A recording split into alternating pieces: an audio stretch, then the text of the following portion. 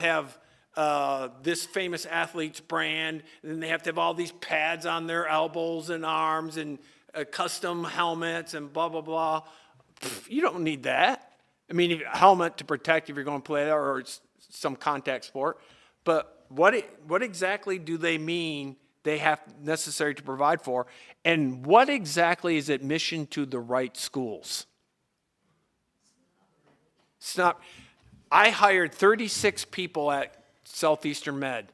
I can tell you the number of school references I checked. Zip. Because I don't care where you went to school. We're going to end up training you anyways. And the key thing is, are you going to show up? That's all I cared about. Do you know how to do your job? And are you going to show up? Because your Yale education means diddly on Saturday morning when you're on call and you don't answer the call and people go on unattended to. That's all that. I don't care if you had a 4-point, an 8-point, Yale, Harvard, Muskingum College, Northwest Community School, didn't care. We were going to teach you how to do your job, and would you show up?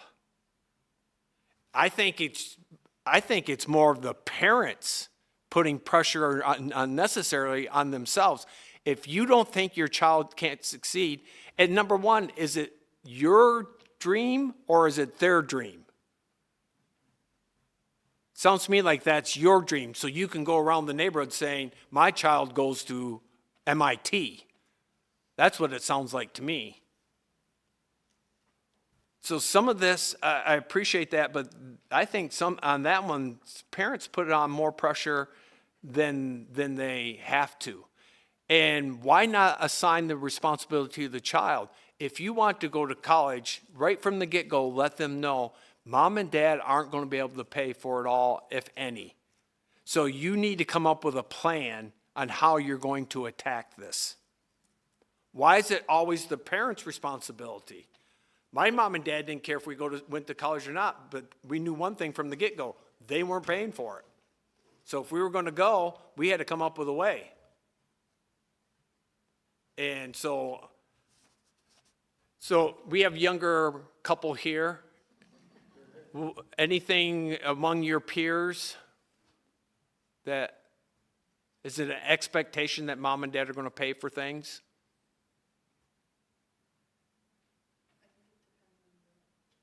Okay, I won't put pressure on you guys. So what do you guys think of that? Well, and I think too, is there's nothing wrong with a parent helping out, especially if they have the money to do it, but it shouldn't be, like you're saying, it should be expected. I mean, if you have, all of our kids, they had to pay their own way, but I mean, if we have the money, there's no reason why you can't help.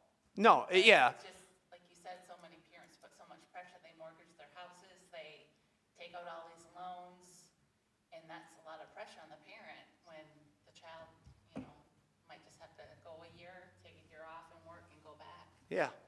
A lot of people do a gap year. That's not uncommon in today's environment and society. Take a year off from high school to college, and pushing the trades. Trades, you get an education and you get paid to get your education. And there's lots of trade work that needs to be done, and it's especially fulfilling for young men. Going to college today has to be a challenge for a young man. It just has to be in a lot of the left-leaning institutions, which are the majority of them. That'd be a challenge.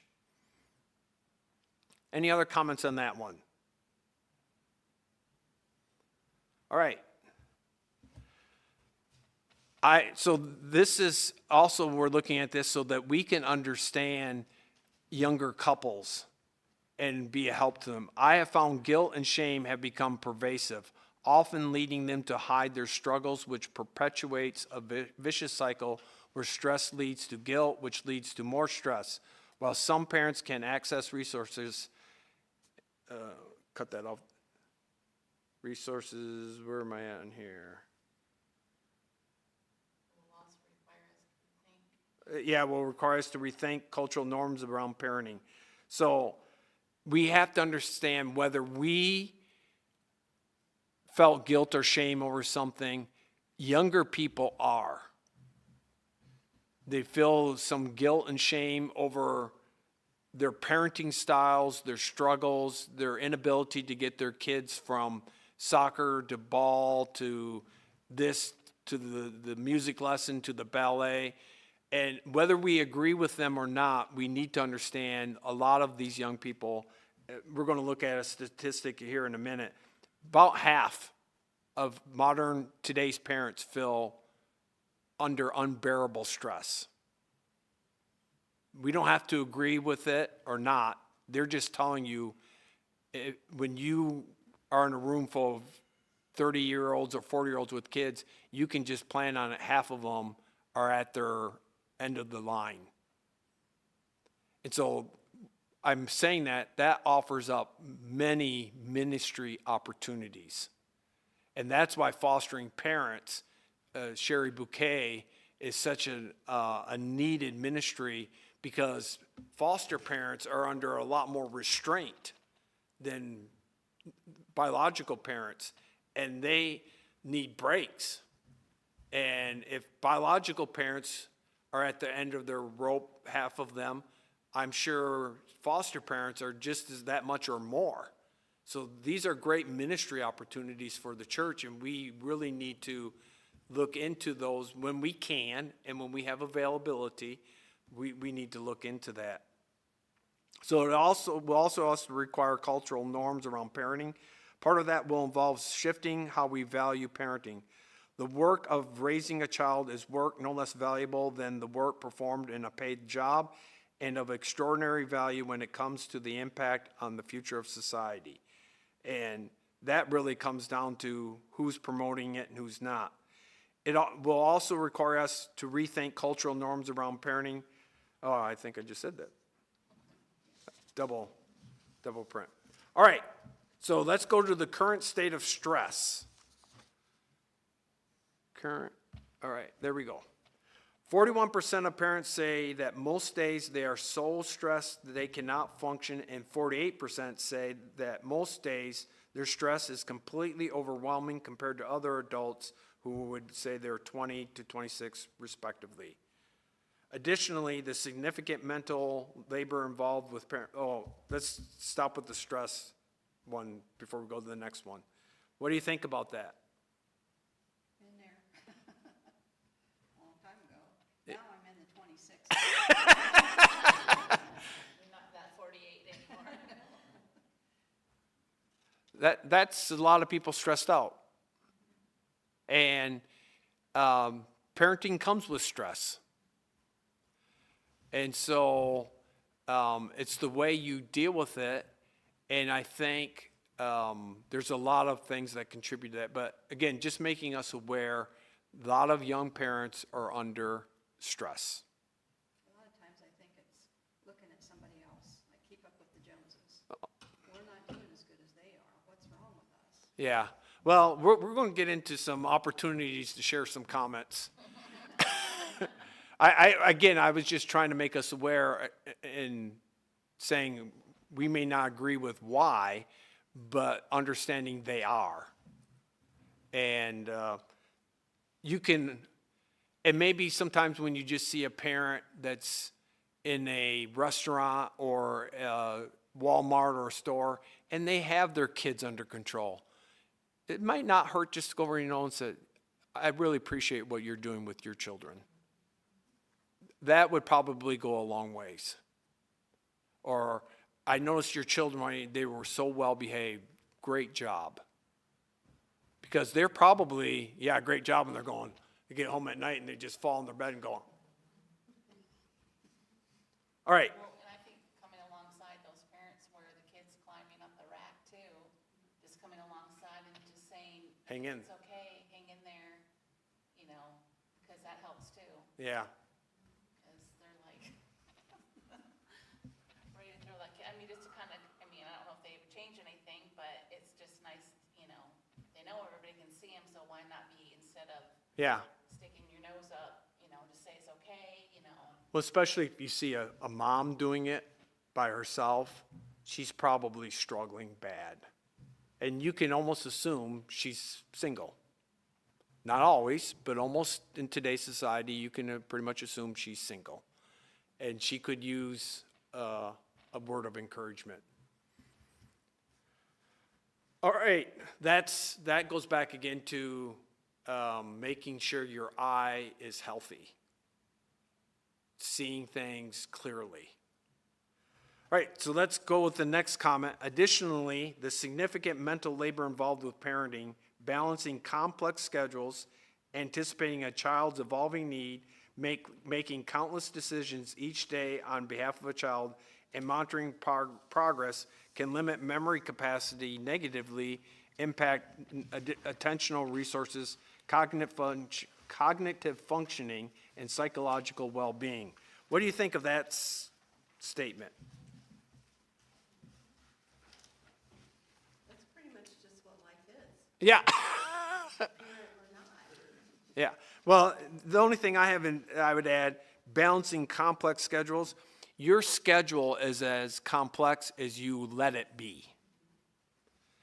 If my mom was overwhelmed, there was one way she reduced her overwhelmedness. Stopped. That's how we overcame it. And so I think it goes back to, what does my child need to succeed?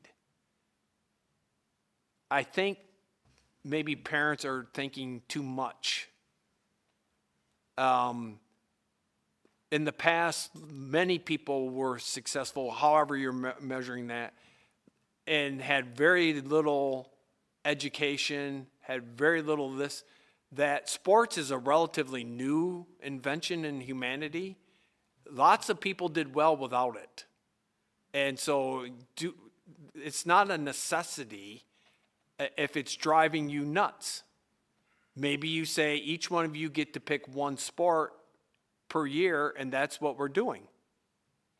And if the neighborhood kids, the average prisoner in America gets more outdoor activity than the average child in America.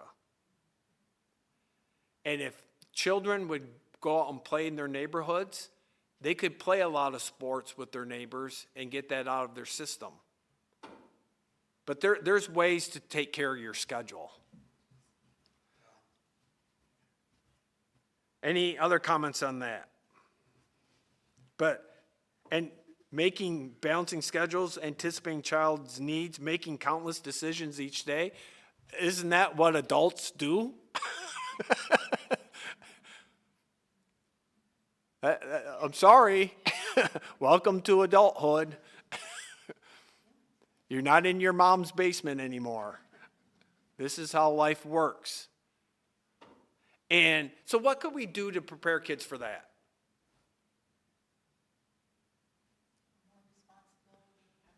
Yeah. How many in here, by the time you were 18, had already been at least a part-time employee? Yeah.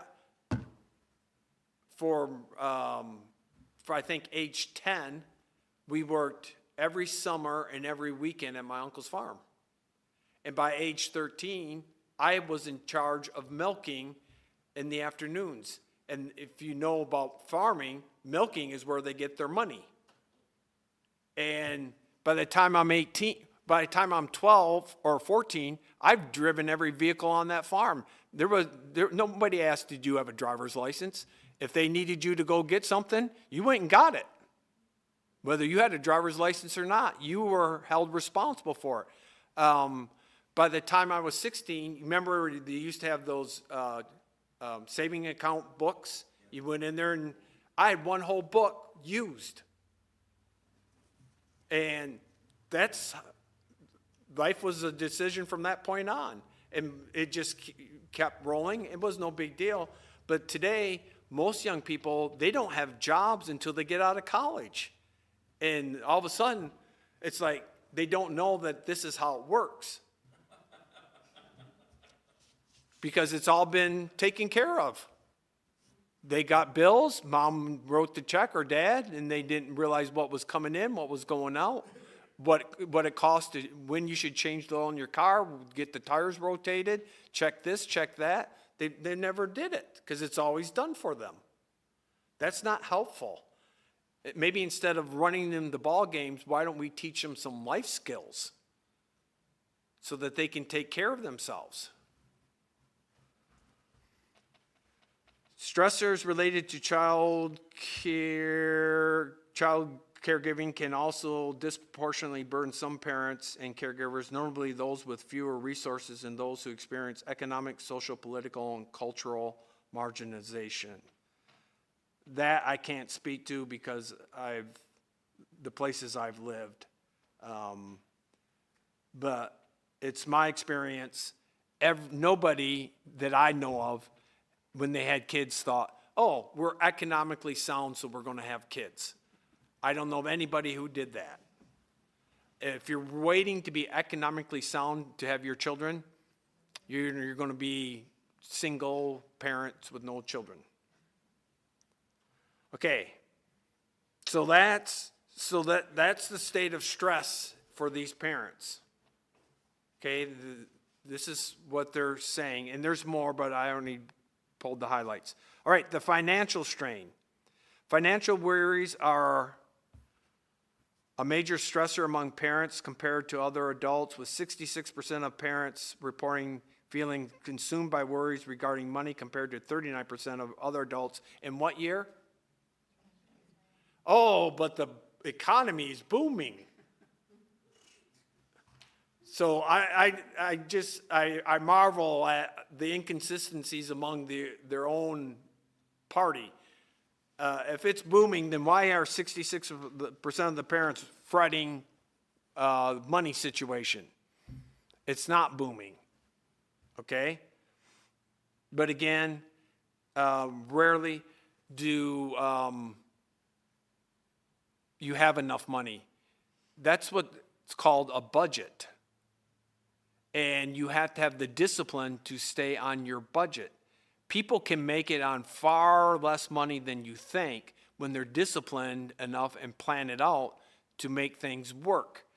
If you just want money to fall out of the sky every time you need it, when your roof breaks or whatever else, your car goes kaput, it's not going to happen. It's interesting that they have financial strain, but the majority of young Christian people do not like Dave Ramsey. Why don't they like Dave Ramsey? What does Dave Ramsey do? Put you on the budget. And most young people, according to the Christian radio station I listen to out of Cleveland, which has several younger DJs as part of it, they're not into that. Well, then you're going to have financial strain. You can't, I don't think you can say so dogmatically, my husband and I both have to work. It's not financially feasible. The only way you can do that is you make hundreds of thousands of dollars. And I would say, no, that's not true. Because I know plenty of families that aren't making hundreds of thousands of dollars and one of the parents staying home. You have to be financially sound and disciplined to make it happen. And if you're not going to listen to somebody, you don't have to listen to Dave Ramsey. I'm sure there's 100 other people that would help you out. And your phone has so many gadgets on it. But if you're not willing to put in the time, then you're going to get financially in difficulty. All right, time demands. This one cracked me up. Everybody there? Time demands. While parents and caregivers are working more, they are also spending more time engaging in primary child care than before. Like what? This care includes physical care, education-related activities, reading to and with children, now that's awful, and playing and doing hobbies with their children. Again, another very terrible thing. Among other activities, time spent weekly on primary child care has increased by 40% among mothers from 8.4 hours in 1985 to 11.8 hours in 2022, and by 154% among fathers from 2.6 to 6.6 hours in 2022. Yeah. Not even spending any time with their kids. 11 hours is not a lot of time, or 8 hours, for a week. If you're working full-time and they're going to school and don't see them. Yeah. But 11 hours, so there's 7, so that's what, 1 point some hours per day. They are your kids. The greatest advice, not the greatest, but some of the best advice I got when Daniel was born was from Pastor Jones, our pastor at Lighthouse. He said to me, you can forget the next 20 years of your life. And he was right. You're going to get it back when you're done, but just forget it. And you can't say it's the most challenging and rewarding job as a parent and not put in the time. And if you put in the time, you look back, you say to yourself, that is rewarding. And now I have not all the time, but I have more free time than I've ever had before. Now I can go golfing if I like. Now I can watch a game if I like. Before, they were our kids. What did we have them if you're not going to spend time with them? And they need help reading to them. That's a problem. You should be reading to them all the time. You should be reading to them.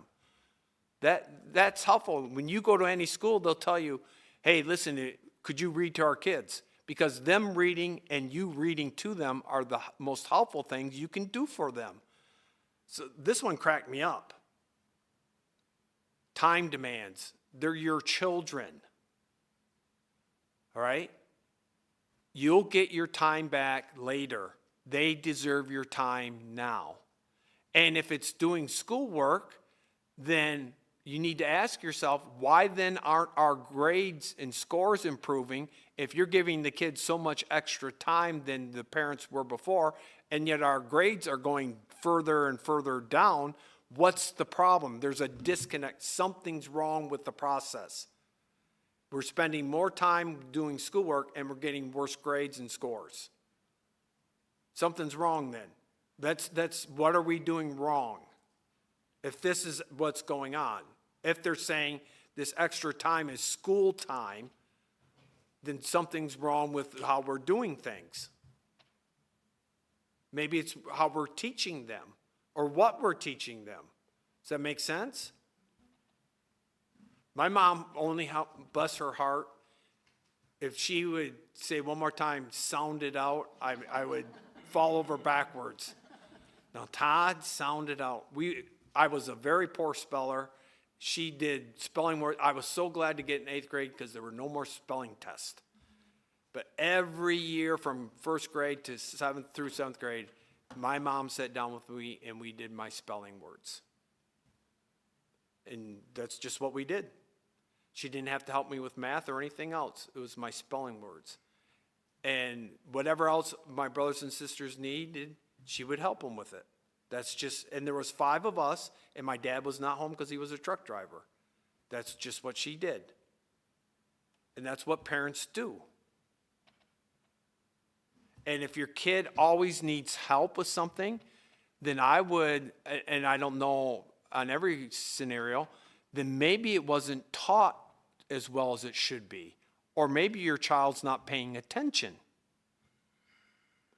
Because if every night they don't understand something, something's not getting communicated right. Or someone's not listening. Something's wrong.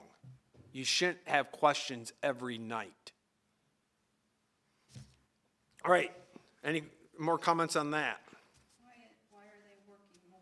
Is it because of the economy? Is that what this means? No, they're spending more time with their kids more.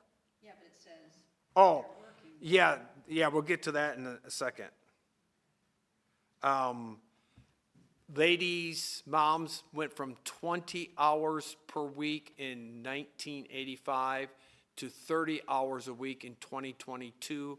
Men work from like 38 hours in 1985 to like 41 hours. So the men only went up a couple. The ladies went up by over 10 hours a week.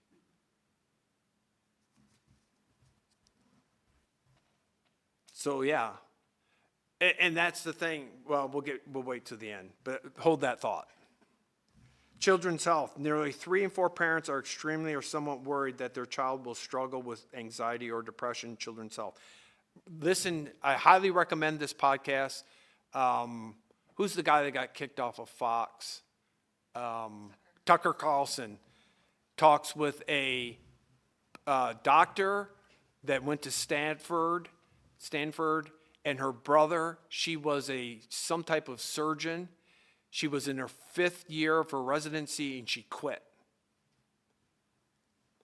because she was so disgusted with the medical model in the United States. People are getting sicker and sicker and sicker, and nobody's asking the question why. And she details, it's a 2-hour podcast, and she details very clearly the problems. The medical model in America is for you to be sick and to stay sick. That's the medical model in America. And our children are getting sicker and sicker. The answer isn't more medications and such. And she had had enough. My hat is off to her as a 30-year-old. She is $500,000 in debt at that time, because that's what it takes to become a doctor, and she quits because we're not helping people. So I highly recommend you take a look at that, because, well, coming from her, it makes extreme, the information and the process they put forward is spot on. So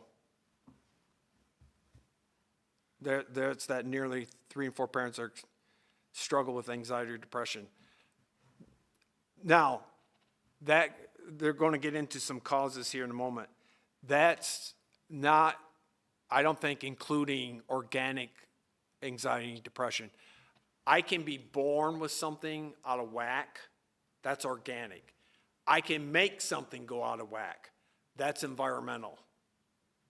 This is what I think they're talking environmental. I did not know a kid, I'm not saying there weren't any, I did not know a kid that struggled with anxiety or depression. I never knew a kid who used those 2 words. Now, I'm not saying there weren't kids that didn't have it. I just don't recall using it. When Pastor Corey and I went to a middle school, when we were doing Connections Plus over there was one girl in the 5th grade, I will never forget it. She came up to us and she said, "I can't do that. The doctor told me I have debilitating depression." And I thought, number one, what doctor in his right mind would say you have debilitating depression? Because you just told you just labeled her. What is she going to think the rest of her life? Now, again, I don't know if it was organic, she's going to struggle. But if it was environmental, she can be helped out of that. And so she's already determined there are things in my life I'm not doing. Well, that may end up being that way, and you'll need help. But it may end up, it's something with the right therapy and help, you could fix. Some of it's fixable. Not everything, but some of it is. So anyhow, we need to be careful. And just like the one pediatrician or doctor telling the one young lady that had a baby about drowning in the milk. What a poor phrase to tell a person. I would never tell a young mom about drowning in milk, because she'll never take her eye off that baby when there's a milk bottle around her or whatever else is going on until it's done. And God made babies, for the most part, when they're full, they stop, whether the bottle has anything in it or not. All right. Social isolation and lack of social support. This is where the church really could come in. Can lead to heightened stress. In 2021, those numbers that you see there are footnotes. In 2021 survey, approximately 65 of parents and guardians and 77% of single parents in particular experienced loneliness, compared to 55% of non-parents. Furthermore, 42% of parents who experience loneliness always felt left out compared to 24% of non-parents who experience loneliness. So just be aware, parents are stressed and feel left out. So if you can go visit or help out, that is probably needed. All right. Technology and social media. Nearly 70% of parents say parenting is now more difficult than it was 20 years ago, with children's use of technology and social media as the top two cited reasons.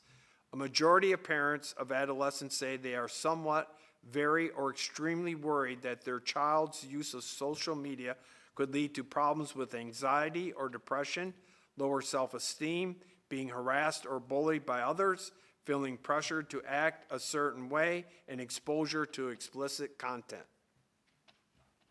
What do you think of that? I think the parents can control that. What you say? We don't go out shopping much, but I see babies in strollers or in shopping carts holding mommy's phone watching videos. Babies. Why? When I was growing up, they had this new thing called the TV. And people were worried about that. My mom had a really easy control mechanism. She turned it off and said, "You kids get outside and don't come in until it's time to eat." And that's how we controlled our media problems when I was growing up. And we got, at most, we could watch it from 7 to 9. Usually it was from 8 until 9, and then we went to bed. It's called saying no. If you're afraid for an emergency, I think there are phones you can buy that will only call out or make certain calls, and that's this pressure that my child needs a phone is hogwash. They don't need a phone. Yeah. Most of our kids went through high school, and if they wanted one, they had to buy one. We weren't.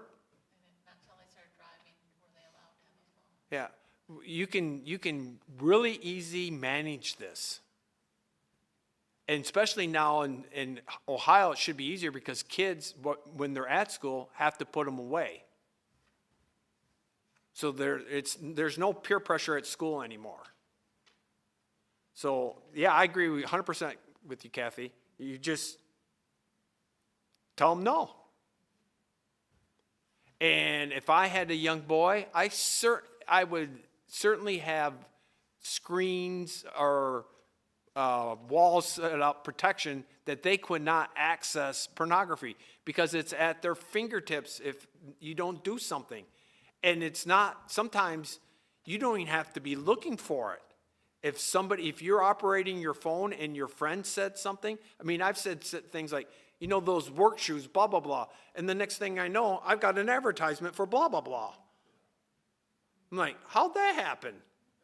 So all I'm saying is that I don't know if a kid would say something about a girl part or whatever, as young boys might do, if the next thing, it's on his screen.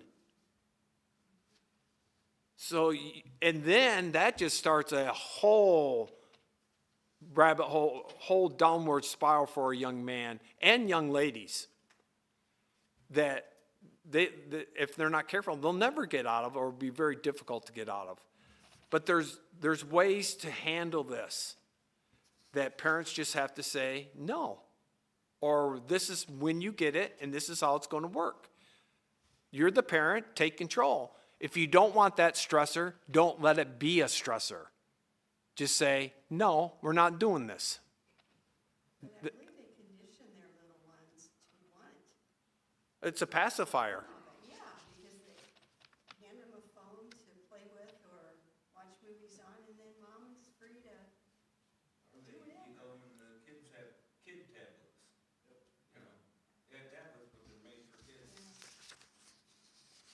Yeah, that one, technology and social media. And I know at the schools, they use a lot of tablets and stuff, but you can't get access. The ones in Hillsdale have filters on them. You don't get access to stuff. But you can control that.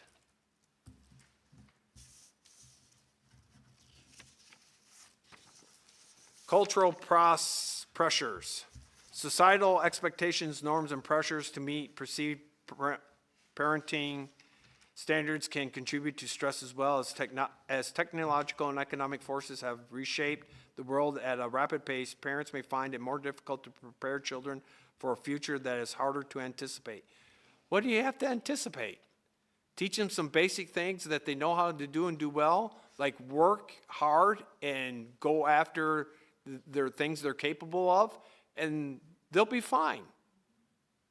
Because did the world change while you were a working adult? If it did, you learned to adapt to it. I mean, most of us, when we started our professional careers, there was no such thing as a computer. I bet you when all of us are ending, there were computers. And we adjusted to it.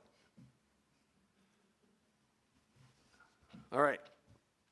A modern practice of time-intensive parenting and contemporary expectations around childhood achievement may contribute further to the stressors faced by parents. Do you think so? The modern practice of time-intensive parenting. Well, you just complained that you're spending too much time with them. Now you want time-intensive? I don't get that. Do you mean by the time we get home, I'm so wore out from running them around to every Tom, Dick, and Harry practice and situation? Okay, then stop it. That's easy enough. That's easily fixed. If they start whining, let them get a job. They'll be too tired to whine. As far as that goes, one of the first jobs Benny had was selling magazines on the phone. She got the job, she was good at it. People would come, she had friends, they wondered how they came in, they left at lunch and didn't come back. She said, I don't like this job. I said, you find another one, you can quit that one. She was there all summer, they wanted her to stay. Yeah. All right, so here's some environmental factors related to stressors and mental health. Environmental factors can include exposure to alcohol or drugs. Well, boy, we're doing a real good job of stopping that in some American cities, aren't we? So how can you say this and have an administration that just lets that stuff go?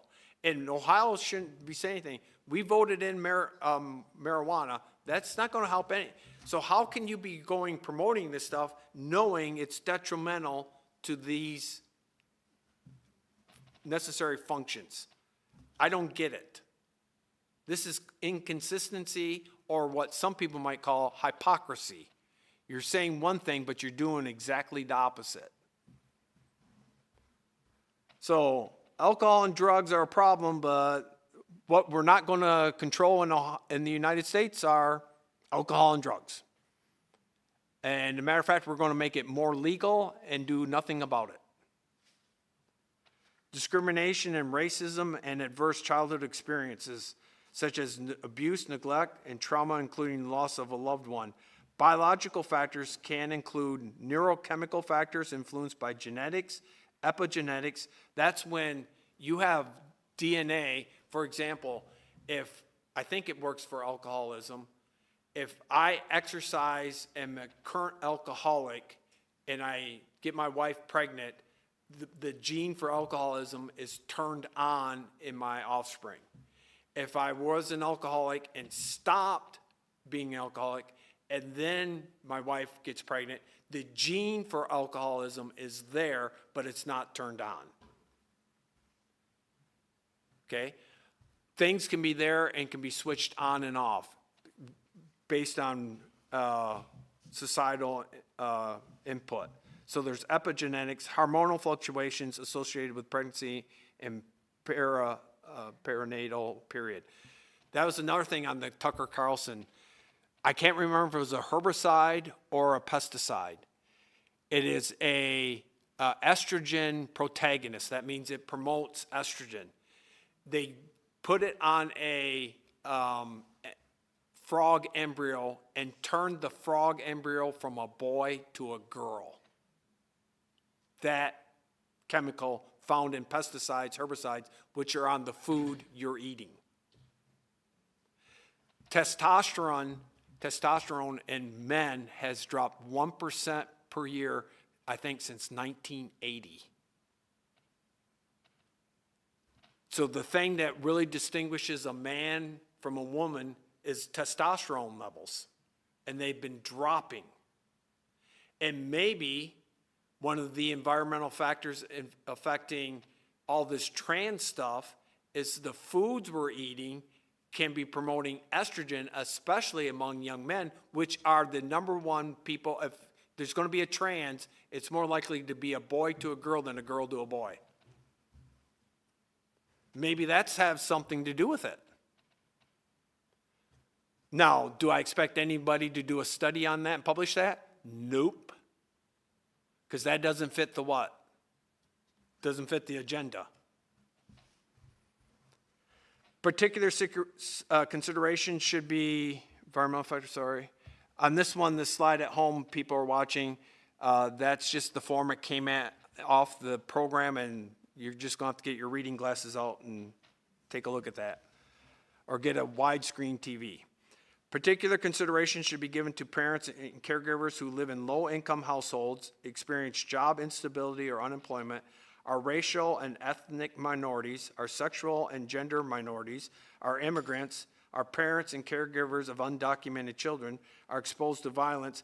After I got done reading this list, who in the world's left? And if you're here as an illegal immigrant or undocumented children, that's on you. We have a way in which you can get here legally, which you can follow through, and you won't have to be so uptight about it. If you're here illegally, then that stress caused by that, that's on you. And sorry that our government made it seem like you were allowed to do that illegally. It is not our obligation to make sure you have this, that, or the other thing. As Christians, should we make sure you have food and water and shelter? Absolutely, until you take care of things legally. And if you can't, then you need to go back home where things are legal.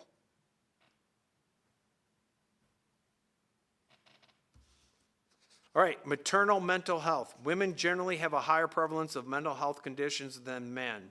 For women, the perinatal period is particularly important, and that's something every young couple needs to understand. Postpartum depression is real. It can happen at any time. You need to husband needs to recognize the signs and symptoms of it so you don't freak out when it happens. I had a good friend when I worked in Cambridge. He worked at another hospital. They had 3 children. On the 3rd child, his wife had postpartum depression, left, and never came back. And there wasn't their marriage wasn't strained prior to the child being born. There was nothing going on as far as anyone knew. She had it. It affected her immensely. She left and never came back.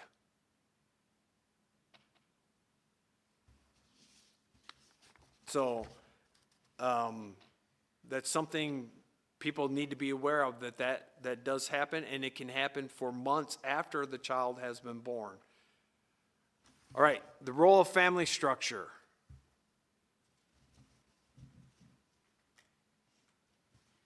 Recognizing and understanding family structure. I love this one. Including single-parent families, blended families, kinship families, foster parent families, cohabitating partner families, same-sex, non-binary parent families, multi-generational households, among others, is important as each involves unique dynamics that can present both opportunities and challenges for parents, caregivers, mental health, and well-being. Then you turn the page. Conversely, if you would do it God's way, conversely, Multi-generational households that provide shared caregiving responsibilities and helpful social support networks could benefit parents' mental health by reducing stress and providing emotional support in situations of acute family disruption, such as, and it goes on. So if you have a traditional family and they stay close by, you can be helped. Who would have thought that? Who would have thunk that that could happen? To do it like God asked you to do it.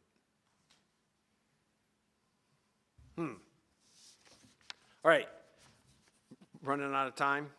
Impact.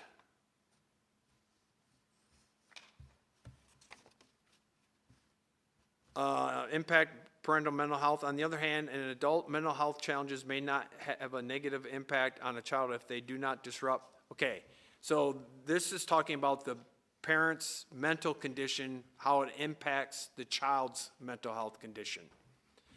So on the other hand, an adult's mental health challenges may not have a negative impact on a child. So if a parent does this to their child, make them feel safe, stable, support, and bond. Well, isn't that what you're supposed to do? So people who, this started off with, you don't have a manual on how to raise a child. You just gave them the manual.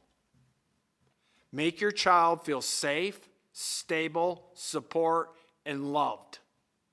And I'm telling you, that child, the chances of them turning out good are really good. There's a manual right there. Not a whole lot of pages in it. That's what they should be. So if you would happen to work with kids, or you know somebody who's working with kids and they're having kids act up, and you find out they've come from a very bad situation, and you want to help them, or you want to help the person who's struggling with them as a teacher or caregiver or something, tell them those 4 or 5 things. Make them feel stable, safe, supported, and cared about. Tell them you care about them. You love them. You want to be with them. They're important. Tell them they are important to you. I remember in college, I checked a blood pressure on a kid. He was a freshman or a sophomore. And I finished it and I said, "You did very good." And the kid started crying. I thought, "What are you crying for?" I just said, "Your blood pressure was very good." And when he got his composure, he said, "No one in my entire life has ever told me I did anything good."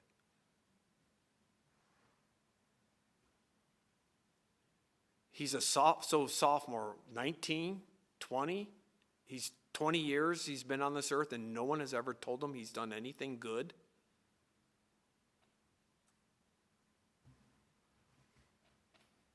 Okay, actions to take. Those joining us from home, you just have to listen, because this was too much to put on here. All right, action. Parenting is by nature stressful. Amen. Okay? By taking steps to mitigate stress at every stage, we can decrease exposure to chronic or severe parental stress, empower parents to meet both the needs of their children and their own, and reduce the likelihood of mental health conditions. Doing so will not be simple. It will require effective policy. See, this is where I start to get into, every one of his solutions starts with the word P. And that word is policy. What do we want the government establishing policies?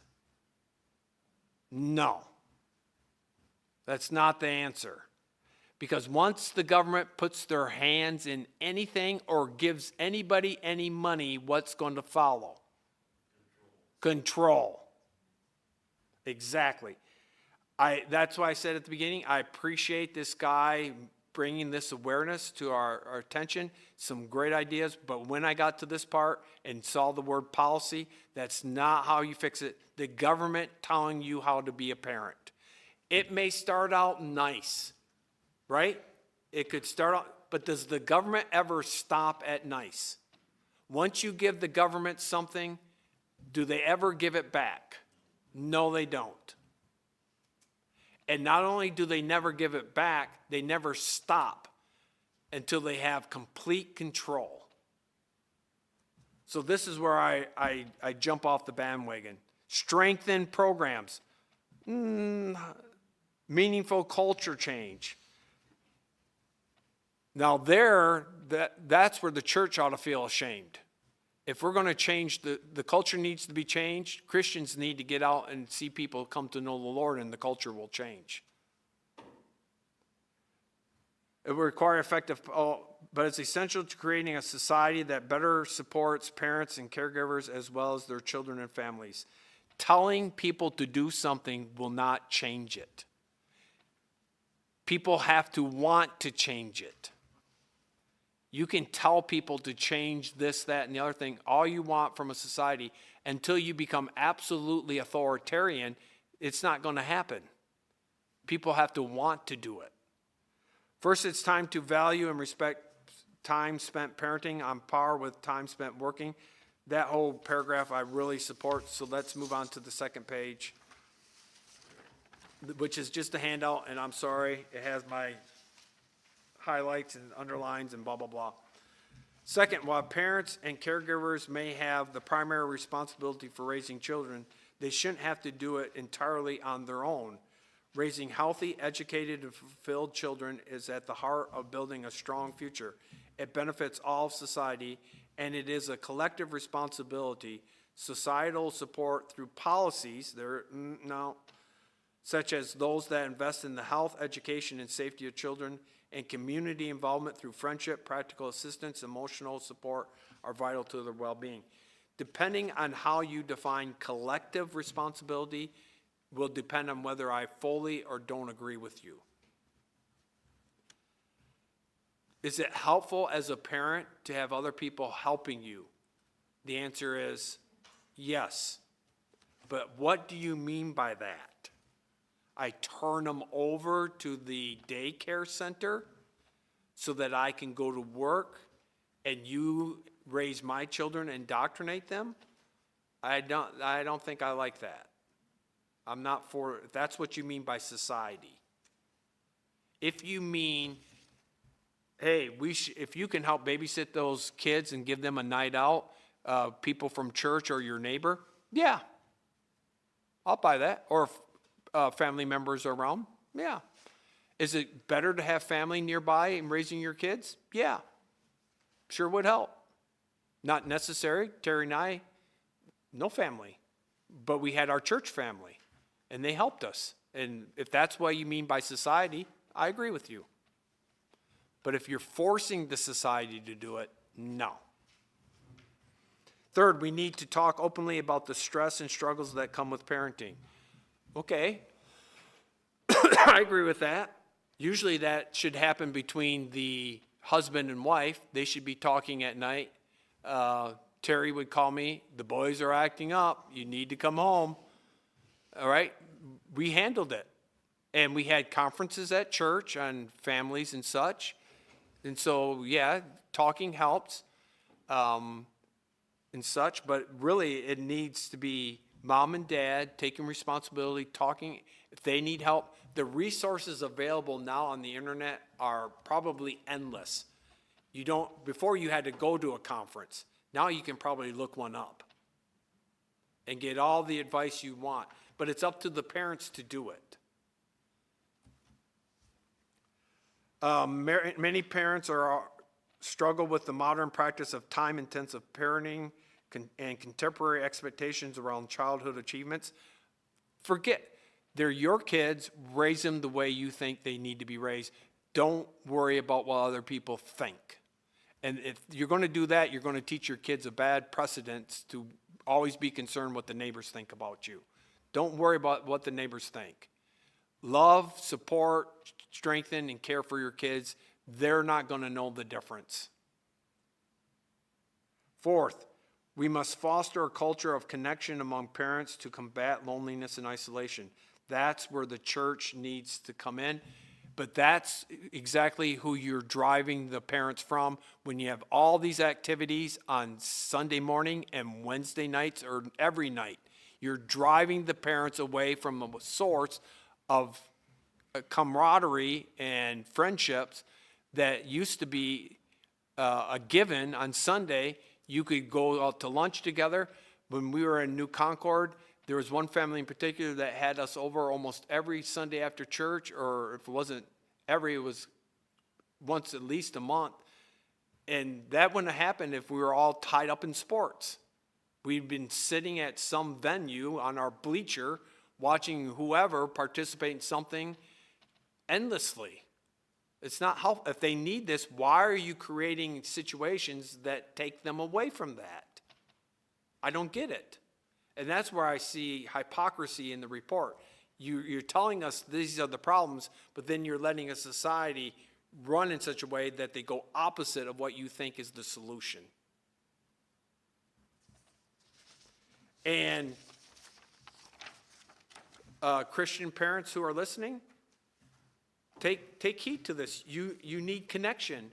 And if you're going to run your kids around on Sunday and not get connected, well then we can't help you.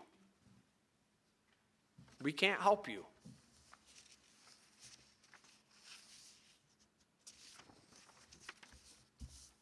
All right, any comments on that? We took a long time, 10 minutes over, but it's helpful in a lot of ways, and you got to read it from a biblical perspective, Christian world perspective, and we need to understand whether we agree or not. Parents are stressed out, and if we can help them, we should. But if I, Have you heard RFK speaking about the health of America and the food? no, Yeah. it's along the same lines of what, Oh, yeah, he's big into it. We saw him with Dr. Phil on Dr. Phil's channel. yeah. That's his focus. Well, apparently it makes sense. This lady said not one medical school, this is hard to believe, teaches you one class in nutrition. Not one medical school. Do they, umpteen years of school, not one class in nutrition in medical school. That is unfathomable. If you don't think what we put in affects how our body operates, you are sadly mistaken. Bob Kiegold. My whole pamphlet for the surgery, the last part was, that's what it was about. Nutrition. They had a, what do they call them?